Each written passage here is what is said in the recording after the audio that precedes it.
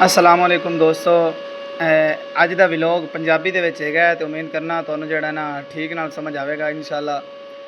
अगर तुहाडे कोल INVT का इन्वर्टर हैगा, INVT किहड़ा भी मॉडल हैगा, INVT दे विच हैगा Y100 हैगा या कोई भी मॉडल हैगा, लेकिन INVT का हैगा 1822 का हैगा या 1518 का या 1118 का या जो भी इन्वर्टर है जिन्हें OU3 का ऑप्शन आ रहा है तो उनका अज आप सोल्यूशन दसांगे। सब तो पहले OU3 जोड़ा है ना इनू आप गायब करांगे।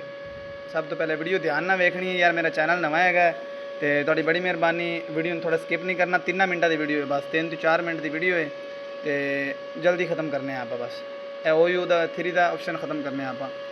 सब तो पहले प्रोग्राम का बटन दबाना है, PE दे विच जाना है, डेटा इंटर करना है तो फिर उस तो बाद तुहानू पता ही है इत्थे जिहड़ा कोड लाना है 40721। ए वेखो 40721 लग गया।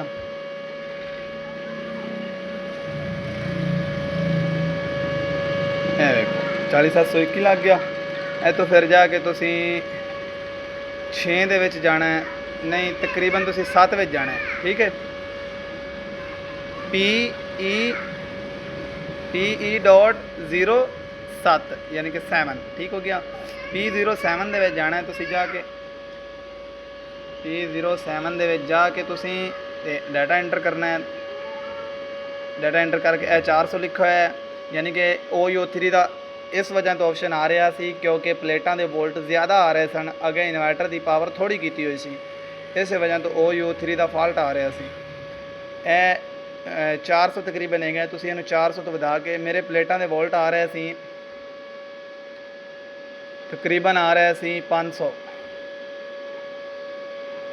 तकरीबन 500 वोल्ट आ रहा सी, 500-550 वोल्ट। तुसी इहनूं 400 तो वधा के करना है, अल्लाह तुहाडा भला करे 800 कर दिओ। डाटा इंटर करो, डाटा इंटर करके फिर प्रोग्राम वाला ते स्टॉप न दबा दिओ। समझ आई तुहानू वीडियो? अगर नहीं समझ आई तो दोबारा वीडियो रिवर्स करके दोबारा तुसी वेख सकते हो।